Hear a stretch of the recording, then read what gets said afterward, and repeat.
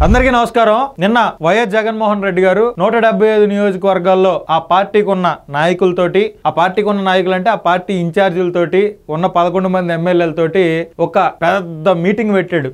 ఎప్పటి నుంచి? పొద్దున 10 గంటల దగ్గర నుంచి సాయంత్రం 4 గంటల దాకా మీటింగ్ పెట్టాడు. 6 గంటలకు ఆయన ప్రెస్ మీట్ బయటకు వచ్చింది.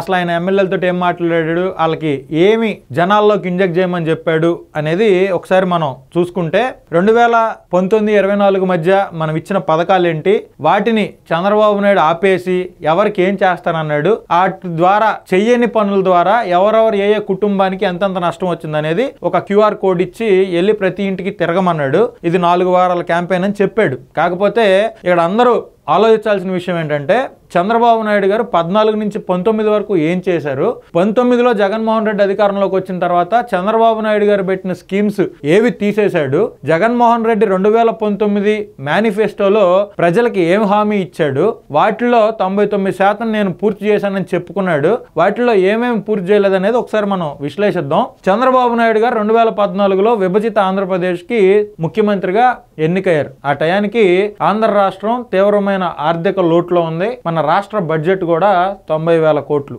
అయితే అదే చంద్రబాబు నాయుడు గారు 2019లో జగన్మోహన్ రెడ్డి ముఖ్యమంత్రిగా అయ్యే సమయానికి ఆంధ్ర రాష్ట్ర బడ్జెట్ని 150,000 కోట్లకు తీసుకెళ్లారు. ఆ టైంలో తెలంగాణ బడ్జెట్ ఎంతో తెలుసా? 140,000 కోట్లు. అంటే 60,000 కోట్ల రూపాయల బడ్జెట్ని 5 సంవత్సరాల్లో ఆయన పెంచాడు. దీన్నే సంపద సృష్టి అంటారు. దయచేసి ఆలోచించండి. పట్టిసీమని 2014-19 మధ్యలో కృష్ణా డెల్టా అంతా ఎడారిలా మారే పరిస్థితుల్లో, చుక్క నీరు కూడా లేక పంటలన్నీ ఎండిపోయే పరిస్థితుల్లో పట్టిసీమ ఆ పంటలన్నిటికీ జీవం పోసింది.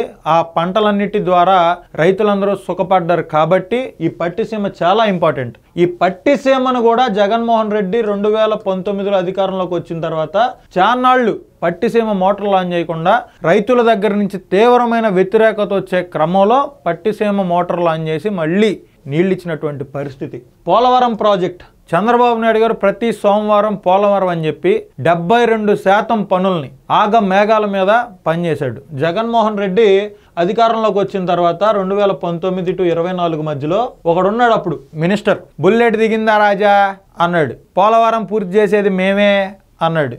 ఏది పూర్తి చేసింది? ఖరీఫ్ అన్నారు, రబీ అన్నారు, 22 అన్నారు, 23 అన్నారు, 24 అన్నారు. చివరికి 151 వాళ్ళు 11కు పడ్డారు. కానీ ఆ పోలవరం పనులు మాత్రం 10% కూడా కాని పరిస్థితి. వాళ్ళ హయాంలో వాళ్ళు పోలవరం పనులు 10% కూడా చేయని పరిస్థితి. R&R ప్యాకేజ్ ప్రతి ఒక్కళ్ళకి తీసుకొచ్చిస్తానని జగన్మోహన్ రెడ్డి 2019 ఎన్నికల ముందు పోలవరం వెళ్ళి మరి అక్కడ నిర్వాసితులకు చెప్పాడు. మరి 19-24 మధ్యలో ఏం చేశాడని చెప్పి మీ ఇళ్లకు వచ్చేటువంటి వైఎస్ఆర్ కాంగ్రెస్ పార్టీ నాయకుల్ని, కొంతమంది కార్యకర్తల్ని మీరు క్వశ్చన్ చేయాల్సిన అవసరం ఉంది.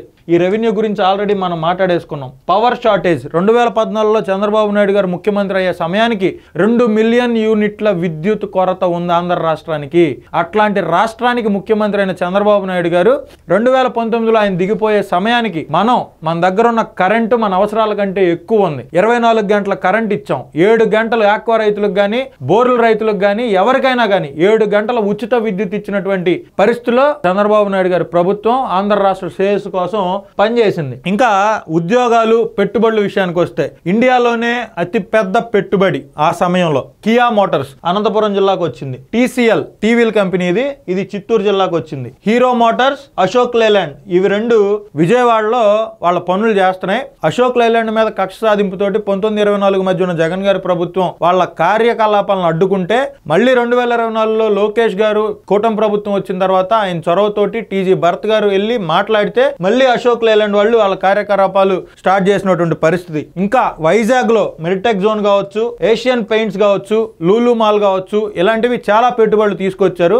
వీటిల్లో కొన్ని మాత్రం లూలు మాల్ లాంటి కంపెనీలని జగన్మోహన్ రెడ్డి తరివేసిన పరిస్థితి. ప్రకాశం జిల్లాలో తీసుకొచ్చినటువంటి ఏషియన్ పల్ పేపర్ మిల్స్ కూడా తరివేసినటువంటి పరిస్థితి. జాకీ కంపెనీని తరివేసినటువంటి పరిస్థితి. ఇట్లా వాళ్ళు కక్ష సాధింపుతో తరివేసిన కంపెనీలు చాలా ఉన్నాయి. కియా మోటార్స్లో కూడా అప్పటి హిందూపూర్ ఎంపీ గోరంట్ల మాధవ్ బాబు వెళ్ళి బాగా ఇబ్బంది పెట్టినటువంటి పరిస్థితులను కూడా మనం ఫోటోలు చూసాం. ఓకే, ఇది జగన్మోహన్ రెడ్డికి చంద్రబాబు నాయుడు గారికి కంపెనీలు పెట్టుబడులు ఉద్యోగాల మీద ఉన్నటువంటి చిత్తశుద్ధి అని మనం ఆలోచించాలి. అదేవిధంగా వైజాగ్ ఐటీ కంపెనీలు తేవడంలో కూడా అప్పటి ప్రభుత్వం తీవ్రంగా కృషి చేసిన మాట మీ అందరికీ తెలిసిందే. అయితే 2019లో అధికారంలోకి వచ్చిన జగన్మోహన్ రెడ్డి ఈరోజు ఏదైతే జగన్మోహన్ రెడ్డి నేను 2019 నుంచి 24 వరకు ఇచ్చిన పథకాలని చంద్రబాబు నాయుడు ప్రభుత్వం వచ్చిన తర్వాత ఆపేసింది, ఆ పథకాల గురించి జనాలకు చెప్పండి అంటున్నాడు. అదే వచ్చే నాయకులకి కార్యకర్తలకి వైఎస్ఆర్ కాంగ్రెస్ పార్టీకి సంబంధించిన వాళ్ళకి QR కోడ్ స్కానర్ తీసుకొని మీ దగ్గరకు వచ్చే వాళ్ళకి మీరు అడగండి, చంద్రబాబు నాయుడు గారు ఇచ్చిన పథకాలని మరి జగన్మోహన్ రెడ్డి గారు 2019లో ముఖ్యమంత్రి అయిన తర్వాత ఎందుకు ఆపేశాడు అని అడగండి. అడగడానికి మీకు కొన్ని పాయింట్స్ కావాలి కదా. అన్నా క్యాంటీన్ని నిరుపేదలు, రిక్షా కార్మికులు, ఆటో దోలుకునే వాళ్ళు 5 రూపాయలకు అన్నం తిన్న అన్నా క్యాంటీన్ల మీద పగబట్టి మరి జగన్మోహన్ రెడ్డి ఎందుకు ఆపేశాడు? వైఎస్ఆర్ క్యాంటీన్, రాజన్న క్యాంటీన్లను కూడా కొన్ని చోట్ల పేరు మార్చి మరి ఆ అన్నా క్యాంటీన్లకి వచ్చే జనాలకు అన్నం పెట్టడం ఎందుకు ఆపేశాడు?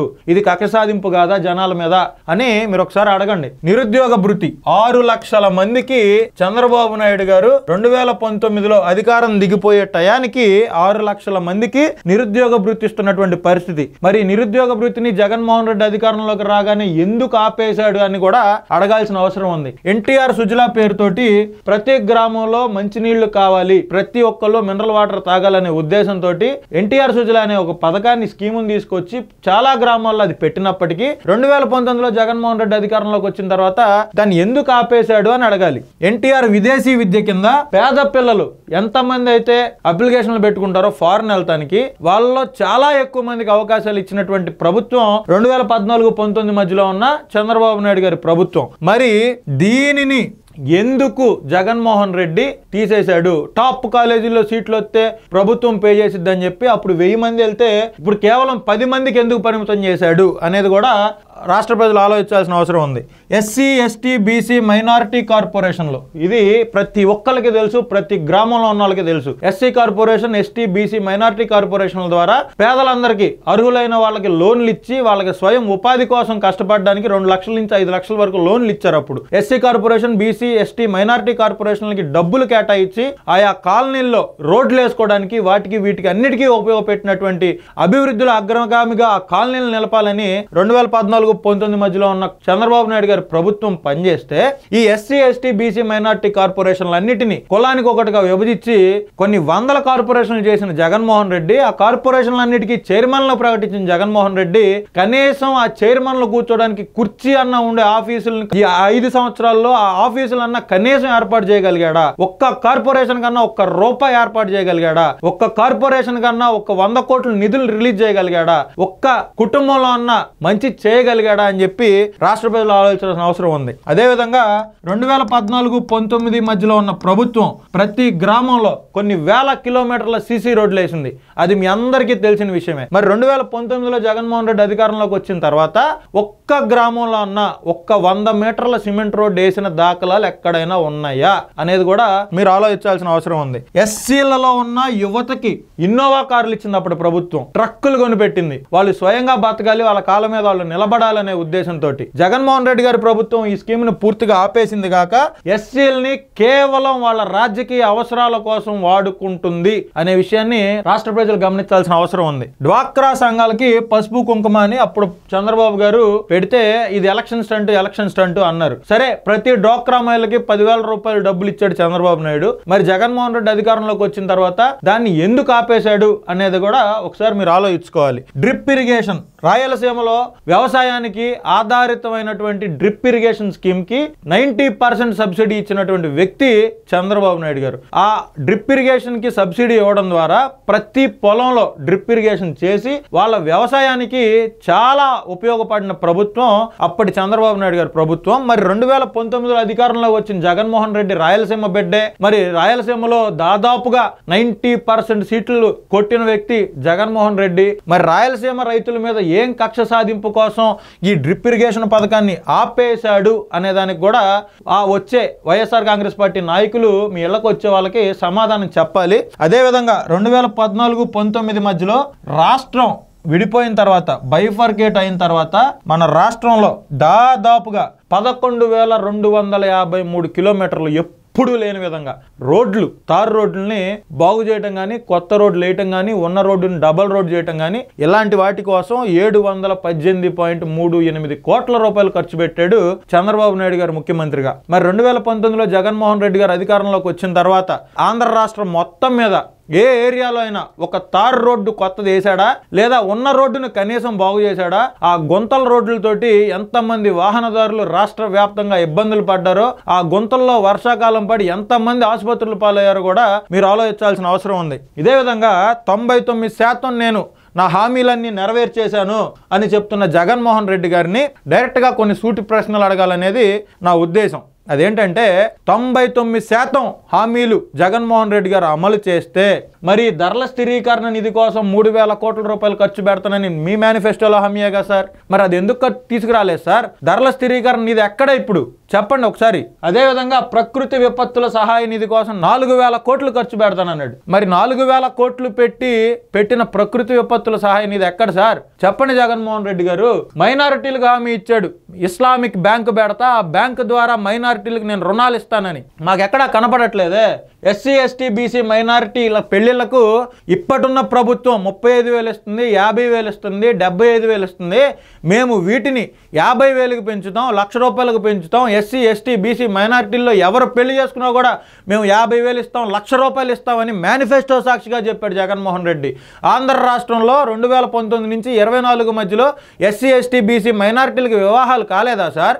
అయితే మీరు ఎంతమందికి డబ్బులు ఇచ్చారు సార్? కొంచెం మీ దగ్గర ఆధారాలు ఉంటే మీరు ఎట్లాగూ స్టాటిస్టిక్స్తో మాట్లాడతారని మీ వైసీపీలో కొంత పెయిడ్ వర్గం చెప్తుంది కాబట్టి ఆ స్టాటిస్టిక్స్ కూడా తీసుకొచ్చి మీరు మాట్లాడాలని మేము మనస్ఫూర్తిగా కోరుకుంటున్నాం సార్. ఆక్వా రైతులకు ₹1.5కి యూనిట్ కరెంట్ ఇస్తానన్న జగన్మోహన్ రెడ్డి గారు, ఆక్వా రైతులందరూ జగన్మోహన్ రెడ్డి గారు 2019-24 పరిపాలన మధ్యలో తీవ్రంగా నలిగిపోయారు. 100 ఎకరాలు రొయ్యలేసేటువంటి రైతులు 30 ఎకరాలు వేయటానికి కూడా భయపడినటువంటి పరిస్థితులు. తీవ్రంగా వాళ్ళ యొక్క ఫీడ్ కానీ, సీడ్ కానీ, కరెంటు బిల్లులు కానీ, మ్యాన్ పవర్ కానీ విపరీతంగా డబ్బులు ఖర్చు పెట్టి వాళ్ళకి సరైన గిట్టుబాటు ధర లేక అత్యంత దారుణమైన పరిస్థితుల్ని వైఎస్ జగన్మోహన్ రెడ్డి గారి హయాంలో ఆక్వా రైతులు ఎదుర్కొన్నారా లేదా అని ఆంధ్ర రాష్ట్రంలో ఉన్న ఆక్వా రైతులు ఎవరినైనా మీరు అడగండి. వాళ్ళు ఎవరైనా జగన్మోహన్ రెడ్డి పరిపాలన బాగుంది అంటే అప్పుడు నేను మీకు సమాధానం చెప్తా. ఒక్కళ్ళు కూడా అనరు, ఖచ్చితంగా అనే పరిస్థితులు లేవు. ఒక ట్రాన్స్ఫారం కావాలంటే లక్షలు,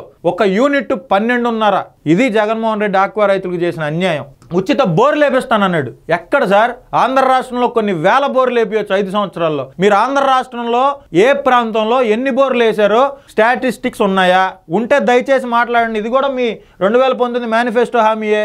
అదేవిధంగా అమ్మఒడి, మీరు పిల్లల్ని బడికి పంపండి చాలు, ఒక్కో పిల్లాడికి 15,000 ఇస్తానని మేనిఫెస్టోలో జగన్మోహన్ రెడ్డి గారు పెట్టారా లేదా? జగన్మోహన్ రెడ్డి గారి సతీమణి వైఎస్ భారతిరెడ్డి గారు ఎన్నికల ప్రచారంలో భాగంగా గ్రామాలకు వెళ్ళినప్పుడు ఒక పిల్లోడిని బడికి పంపిస్తే 15,000, 2 పిల్లోల్ని బడికి పంపిస్తే 30,000 జగనన్న ఇస్తాడు అని చెప్పారా లేదా? మరి అది ఎక్కడ సార్? 3 పిల్లలు ఉన్న వాళ్ళకి కూడా ఒకళ్ళకే వేశారు. వాటిల్లో కూడా 2,000 కట్ చేసి మెయింటెనెన్స్ అన్నారు. సరే, ఇప్పుడు ప్రభుత్వం కూడా అదే మెయింటెనెన్స్ కింద 2,000 కట్ చేస్తే ఈ రోజు 15,000 ఇవ్వలేదు, 15,000 ఇవ్వలేదు అని నానాయాగి ఎందుకు చేస్తున్నారు సార్? 3 పిల్లలుంటే 3కి వేశారు, 4 పిల్లలుంటే 4 పిల్లలకి తల్లికి వందనం వేసిన ప్రభుత్వం ఈ కూటమి ప్రభుత్వం. మాట ఇచ్చి మడమ తిప్పిన వ్యక్తి జగన్మోహన్ రెడ్డి. మేనిఫెస్టో సాక్షిగా కాపు కార్పొరేషన్ కి ప్రతి సంవత్సరం 1000 కోట్లు కేటాయిస్తా, 5 సంవత్సరాల్లో 5,000 కోట్లు కేటాయిస్తానన్న జగన్మోహన్ రెడ్డి ఆంధ్ర రాష్ట్రంలో ఏ కాపు సోదరుడికి, ఏ కాపు సోదరిమణికి ఒక్క 2 లక్షల రూపాయల లోన్ అన్నా ఇచ్చాడా అనేది ఒక్కసారి ఆంధ్ర రాష్ట్ర ప్రజలు ఆలోచించుకోవాల్సిన అవసరం ఉంది. ఇది కూడా జగన్మోహన్ రెడ్డి గారి మేనిఫెస్టోలో హామీయే. వైఎస్ఆర్ బీమా కింద ఎవరైనా మైనారిటీలు చనిపోతే 5 లక్షల రూపాయల డబ్బులు ఇస్తానన్న జగన్మోహన్ రెడ్డి అబ్దుల్ సలాం కుటుంబం చనిపోయిందే వైఎస్ఆర్ కాంగ్రెస్ పార్టీ నాయకుల యొక్క దారుణమైన చేష్టల వల్ల. మరి వాళ్ళకి ఏం చేశాడు? ఆంధ్ర రాష్ట్రంలో ఏ మైనారిటీ ప్రమాదవశాత్తు చనిపోతే 5 లక్షల రూపాయలు డబ్బులు ఇచ్చాడు అనేది కూడా జగన్మోహన్ రెడ్డి గారు సమాధానం చెప్పాలి. ప్రతి సంవత్సరం జనవరి 1వ తారీఖున జాబ్ క్యాలెండర్ అన్నాడు. 5 సంవత్సరాలు 2019 నుంచి 24 దాకా 5 సంవత్సరాల్లో ఏ సంవత్సరం జాబ్ క్యాలెండర్ జగన్మోహన్ రెడ్డి ఇచ్చాడు అనే దానికి కూడా వైసీపీ నాయకులు కానీ జగన్మోహన్ రెడ్డి కానీ సమాధానం చెప్పాలి. ప్రత్యేక హోదా ఆంధ్రుల హక్కు, ప్రత్యేక హోదా వస్తే ఆంధ్ర రాష్ట్ర స్థితిగతులన్నీ మారిపోతాయి, ప్రత్యేక హోదా కోసం కేంద్రం మెడలు వంచేస్తాను, ప్రత్యేక హోదా ఇస్తేనే ఏ బిల్లుకైనా సపోర్ట్ చేస్తానన్న జగన్మోహన్ రెడ్డి అసలు అక్కడికెళ్ళి పాదాల మీద పడి ప్రత్యేక హోదా విషయం అధికారంలోకి వచ్చి రాగానే మర్చిపోయి ప్రెస్ మీట్ పెట్టి మరి ప్రత్యేక హోదా అడిగే పరిస్థితుల్లో మనం ఇప్పుడు లేము అని చెప్పి నిట్టూర్చిన విషయం ఆంధ్ర రాష్ట్ర ప్రజలకు గుర్తు లేదా అని చెప్పి ఖచ్చితంగా అడుగుతున్నా. రైల్వే జోన్ మేమే తీసుకొస్తాం, అది మా వల్లే అయిద్ది, ఇంకెవరి వల్ల కాదని చెప్పిన జగన్మోహన్ రెడ్డి అధికారంలోకి వచ్చిన తర్వాత రైల్వే జోన్ గురించి అసలు ఎందుకు పట్టించుకోలేదు, రైల్వే జోన్ అనే యొక్క ఆలోచనని ఎందుకు విస్మరించాడు అనే విషయానికి కూడా కేవలం ఆ రైల్వే జోన్కి కావాల్సిన భూమిని కూడా సెంట్రల్ గవర్నమెంట్కి ఎందుకు అప్పగించలేదు అనే దానికి జగన్మోహన్ రెడ్డి గారు సమాధానం చెప్పాలి. 25 లక్షల గృహాలు కట్టించే బాధ్యత నాది పేదలకి అని చెప్పిన జగన్మోహన్ రెడ్డి ఇళ్ల పట్టాల పేరుతోటి 10 లక్షల రూపాయలు విలువ చేసే భూముల్ని 30 లక్షలు 40 లక్షలు 50 లక్షలు కూడా కోట్ చేసి కొని ఆంధ్ర రాష్ట్రంలో కొన్ని వేల కోట్ల రూపాయల డబ్బులు స్కామ్ చేశాడు. ఇళ్ల పట్టాల పేరుతోటి పేదలకి సెంటున్నర భూమి ఇచ్చి కొన్ని వందల కోట్ల రూపాయలు తాడేపల్లి ప్యాలెస్కి ఎమ్మెల్యేలు చెప్పించుకున్న వ్యక్తి జగన్మోహన్ రెడ్డి. ఒక్క ఇల్లన్న జగన్మోహన్ రెడ్డి ఇళ్ల పట్టాలు ఇచ్చిన దగ్గర కట్టాడా గ్రామ స్థాయిలో అనేదానికి సమాధానం చెప్పాల్సిన అవసరం ఉంది. టిడ్కో ఇళ్ళు ఎవరో రూపాయి కట్టొద్దు, మన ప్రభుత్వం అధికారంలోకి వస్తుంది, దేవుడి దయతోటి రాజన్న సల్లని సూపులతోటి మన ప్రభుత్వం అధికారంలోకి వచ్చిన తర్వాత టిడ్కో ఇళ్ల లబ్ధిదారులందరికీ కేవలం ఒక్క రూపాయితో రిజిస్ట్రేషన్ చేపిస్తానన్న జగన్మోహన్ రెడ్డి 5 సంవత్సరాల పాటు టిడ్కో ఇళ్ల లబ్ధిదారుల్ని తీవ్రంగా ఇబ్బందులు పెట్టి రేపో మాపో ఎలక్షన్ అనగా అప్పటికప్పుడు కొంతమంది వైఎస్ఆర్ కాంగ్రెస్ పార్టీ కార్యకర్తలను కూడా దాంట్లో ఇన్వాల్వ్ చేసి వాళ్ళకి టిడ్కో ఇల్లు కొన్ని ఇచ్చిన మాట వాస్తవం కాదా? చాలా చోట్ల టిడ్కో ఇల్లు 70, 80, 90% పనులు అయి ఉంటే కనీసం వాటిని పట్టించుకోకుండా పూర్తయినటువంటి టిడ్కో ఇళ్లలో రంగులేసుకున్న వ్యక్తి జగన్మోహన్ రెడ్డి కాదా అని చెప్పి ఒకసారి ఆలోచించాల్సిన అవసరం ఉంది. మద్యపాన నిషేధం, దశల వారీగా మద్యపాన నిషేధం చేస్తా, మద్యపానం 5 స్టార్ హోటళ్ళకే పరిమితం చేస్తానని చెప్పి 2019 ఎన్నికల ముందు కేవలం ఆడవాళ్ల ఓట్ల కోసం ఈ మాటలు చెప్పి 100 రూపాయలు అమ్మే క్వార్టర్ని 250 రూపాయలు చేసి ₹1 కూడా యూపీఐ పేమెంట్ లేకుండా కొన్ని వేల కోట్ల రూపాయలు స్కామ్ చేసిన వ్యక్తి జగన్మోహన్ రెడ్డి కాదా? మాట తప్పి మడమ తిప్పడం కాదా ఇదని ఆంధ్ర రాష్ట్ర ప్రజలు ఆలోచించాల్సిన అవసరం ఉంది. పెన్షన్ 2000 రూపాయలు ఇచ్చే పెన్షన్ని 3000 చేస్తానన్నాడు, అవునా కాదా? అప్పటికే 2014లో చంద్రబాబు నాయుడు గారు అధికారంలోకి వచ్చే సమయానికి ఆంధ్ర రాష్ట్రంలో ప్రతి ఒక్క వృద్ధుడికి ఇస్తున్నటువంటి పెన్షన్ 200 రూపాయలు. ఆయన అధికారంలోకి వచ్చిన తర్వాత ఒక్కసారే 1000 రూపాయలు చేశాడు, 5 రెట్లు భరోసా అన్నాడు. ఆ 1000 రూపాయల పెన్షన్ కూడా 2000 రూపాయలు చేసిన వ్యక్తి చంద్రబాబు నాయుడు గారు. ఈ 2000 ఉన్న పెన్షన్ ని 3000 ఇస్తానని చెప్పిన జగన్మోహన్ రెడ్డి 5 సంవత్సరాలు నాన్నగారి జయంతికి అని 250 రూపాయల కాడికి పెంచిన మాట వాస్తవం కాదా? మరి 5 సంవత్సరాల్లో మొదటి నెల నుంచి లెక్కేసుకుంటే ప్రతి ఒక్క లబ్ధిదారుడు 1000 రూపాయలు, 750, 500, 250 నష్టాలన్నీ లెక్కేసుకుంటే నువ్వు నీ తాడేపల్లి కొంప అమ్ముకున్నా కూడా జనాలకు డబ్బులు ఇవ్వు జగన్మోహన్ రెడ్డి. ఆ విషయాన్ని నువ్వు గుర్తుపెట్టుకోవాల్సిన అవసరం ఉంది. సన్న బియ్యం ఇస్తా అన్న సన్నాసి ఎవడో, బళ్ళో పిల్లలందరికీ సన్న బియ్యంతో భోజనాలు పెడతామని చెప్పిన సన్నాసి ఎవడో అనేది రాష్ట్ర ప్రజలు గుర్తుపెట్టుకోవాలి. ఆ సన్నాసి ఇప్పుడు అసలు ఆంధ్రప్రదేశ్లోనే లేకుండా అటు పోయాడు, పౌర సరఫరాల శాఖ మంత్రిగా చేశాడు. మరి ఇప్పుడు వచ్చిన కూటమి ప్రభుత్వం ప్రతి పాఠశాలలో విద్యార్థులకి సన్న బియ్యంతో భోజనాలు పెడుతుంది, కావాలంటే ఎంక్వైరీ చేసుకోండి. 9 గంటల నాణ్యమైన విద్యుత్ రైతులకు ఇస్తానన్న వ్యక్తి జగన్మోహన్ రెడ్డి. ఎక్కడిచ్చావా నువ్వు 9 గంటల నాణ్యమైన విద్యుత్తు? ఆ బోర్లు ఉన్న రైతులందరూ కరెంట్ ఎప్పుడు వచ్చిద్దో ఎప్పుడు పోయిద్దో తెలియక అప్పుడు గంట, అప్పుడు అరగంట వస్తే 24 గంటలు వాళ్ళు ఇంటికాడ లేకుండా పొలాల కాడ కూర్చొని కరెంట్ ఎప్పుడు వచ్చిద్దా అని అరువులు చేసి ఎదురు చూస్తున్నటువంటి పరిస్థితులు ఉన్నాయి నీ ప్రభుత్వంలో. అవునా కాదా అనేది వెళ్ళి రైతులను అడిగి నిజాలు తెలుసుకోమని అడుగుతున్నా. ఇవన్నీ జగన్మోహన్ రెడ్డి మేనిఫెస్టోలో తప్పిన హామీల్లో ఒక భాగం మాత్రమే. మరి ఏ విధంగా జగన్మోహన్ రెడ్డి 99% నేను ఇచ్చేశాను, హామీలన్నీ పూర్తి చేశాను అని సిగ్గు శరం మానం మర్యాద వదిలేసి ఎలా చెప్పుకుంటాడు? జనజీవన స్రవంతిలో 5 సంవత్సరాలు ముఖ్యమంత్రిగా చేసిన వ్యక్తి ఈ రకంగా అబద్ధాలని ప్రచారం చేసుకోవాల్సిన అవసరం ఏంటి? ఎంతవరకు చేశాడో అంతవరకే నేను చేశానని చెప్పుకుంటే ఎవడేమంటాడు? 99% హామీలు అమలు చేశాను నేను, నా అంత మంచోడు లేడు, నాదంత మంచి ప్రభుత్వం లేదు. నీ మంచి ప్రభుత్వంలోనే తెలుగుదేశం పార్టీ కార్యకర్తలు నడి రోడ్ల మీద పీకలు కోసావు. నీ మంచి ప్రభుత్వంలోనే ఆంధ్ర రాష్ట్ర వ్యాప్తంగా అల్లర్లు సృష్టించావు. ఆంధ్ర రాష్ట్ర వ్యాప్తంగా తెలుగుదేశం పార్టీ జెండా పట్టుకున్నా, తెలుగుదేశం పార్టీకి అనుకూలంగా ఒక మెసేజ్ పెట్టినా, వైఎస్ఆర్ కాంగ్రెస్ పార్టీకి వ్యతిరేకంగా ఒక మెసేజ్ ఫార్వర్డ్ చేసిన తీవ్రంగా ఆంధ్ర రాష్ట్ర ప్రజల మీద సిఐడిని పోలీసుల్ని పెట్టి విరుచుకుపడ్డావు. ఈ రోజు నువ్వు ప్రతిపక్షం అంటున్నావు. నీకు ప్రతిపక్ష హోదా కూడా లేదు. నువ్వు కేవలం పులివెందుల ఎమ్మెల్యే మాత్రమే. ఆంధ్ర రాష్ట్రంలో ఏదో విధంగా అలర్లు సృష్టించాలని చెప్పి గంజాయి తాగే వాళ్ళని, బెట్టింగుల్లో ప్రాణాలు కోల్పోయిన వాళ్ళని, వాళ్ళని పరామర్శించి కేవలం ఆంధ్ర రాష్ట్రంలో అల్లర్లు సృష్టించడమే లక్ష్యంగా నువ్వు నీ పార్టీని నడుపుతున్నటువంటి పరిస్థితులు ఉన్నాయి. జగన్మోహన్ రెడ్డి గారు, దయచేసి వైఎస్ఆర్ కాంగ్రెస్ పార్టీకి ఇంకా సపోర్ట్ చేసే నాయకులు కానీ, కొంతమంది కార్యకర్తలు కానీ గుర్తుపెట్టుకోవాల్సింది ఏంటంటే, జగన్మోహన్ రెడ్డి ఏది చేసినా ఆయన స్వలాభం కోసమే చేస్తాడు కానీ దీంట్లో సమిధలయ్యేది మీరే. కానీ మా తెలుగుదేశం పార్టీ లాగా కార్యకర్తలను పట్టించుకునే పార్టీ వైఎస్ఆర్ కాంగ్రెస్ పార్టీ కాదు. కార్యకర్తల మీద ఒక చిన్న కేసు పెట్టినా పార్టీ లాయర్లను పెట్టి వాళ్ళకి బెయిల్ తీసుకొచ్చి వాళ్ళని బయటకు తీసుకొచ్చి వాళ్ళకి అన్ని విధాలుగా అండగుండే పార్టీ తెలుగుదేశం పార్టీ కానీ వైఎస్ఆర్ కాంగ్రెస్ పార్టీ కాదు అనే విషయాన్ని మీరు మరొకసారి గుర్తుపెట్టుకోవాలని మనస్ఫూర్తిగా కోరుకుంటున్నా. అందరికీ నమస్కారం.